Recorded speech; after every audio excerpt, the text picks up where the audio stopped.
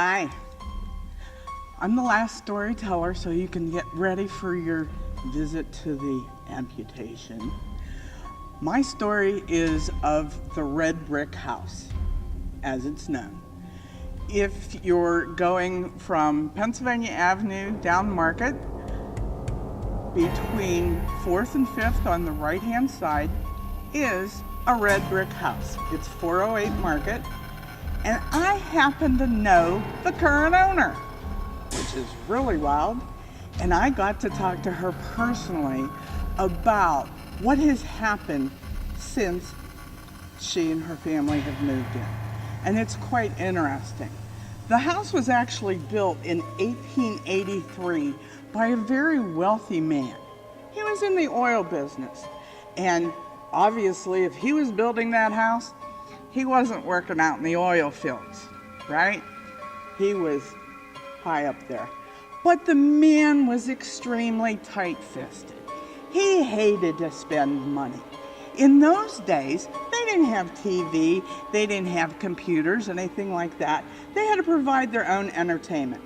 And anyone who was building a house that big in this town generally had a ballroom built into it. There are several houses still in town that still have ballrooms, and some of them are on Market Street. But he didn't build a ballroom, okay? And what should have been, a refugee, basically, for this family who worked hard, wasn't, because he wouldn't let it be. He was just so stubborn and, as I said, tight-fisted. But he had 4 children. As the story goes, at one point, the family, like all the families here in Warren, especially those that had money, they would go visiting each other. And they went to a party. And it was to the house of the first people who had indoor plumbing. Okay? This was big news for these people. Well, here they are at this party, and all of a sudden they look around and they can't find the daughter. Have no clue where she's at. So they go looking for her. Guess where they found her? In the shower. She'd never experienced a shower and wanted to try it out. Of course, it's in the middle of somebody else's party, but she didn't care. This woman also grew up to be quirky, if you want to say, a little eccentric.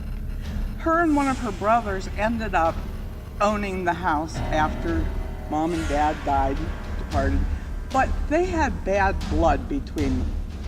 They literally divided the house in half with a line down rooms.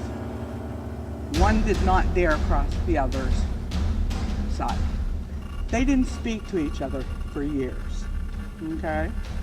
The woman would keep string and papers, kind of like a hoarder. But she was also known for going to the local bakery and stealing cookies. Yeah, pretty good, huh? The son liked gadgets, and he owned a Stanley steamer motor car. And in the garage, which was the carriage house of the time, there are still papers on the wall that show that he had parts ordered for his motor car. So, as time goes by, they end up dying off. The house in the 1940s literally became a prison. They kept prisoners in the basement. And the basement was kind of cut up, broken up into small sections. And the story goes, one of the prisoners actually hung himself in the basement while he was a prisoner there. So now along comes this family, and in the 1970s, 1990s, they bought this house. Well, they've had all kinds of things happen.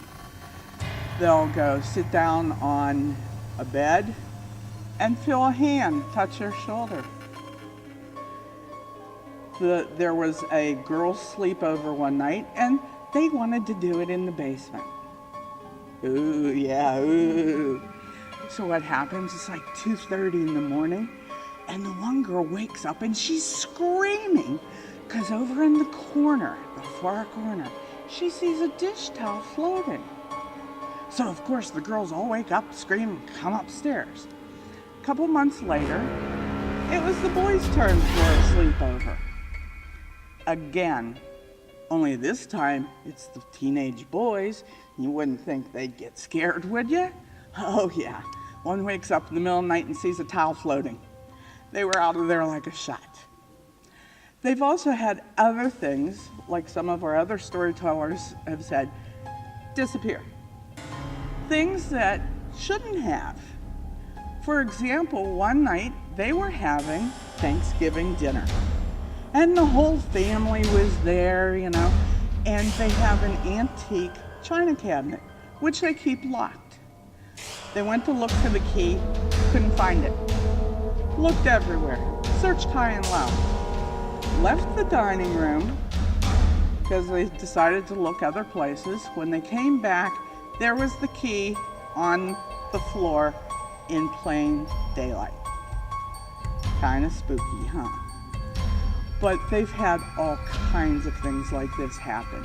So if you go past 408 Market, you'll see. And if you look back the driveway, you'll see the garage, which was the old carriage house. It's really kind of fascinating looking. The house itself still remains the red brick, and the front porch has a cupola on it. So you'll know you're looking at the right house and you don't have to go searching for the numbers. Okay, we hope you enjoyed our stories, and please proceed on to the Historical Society. We have people with lights, lanterns, to light your way. Enjoy your evening.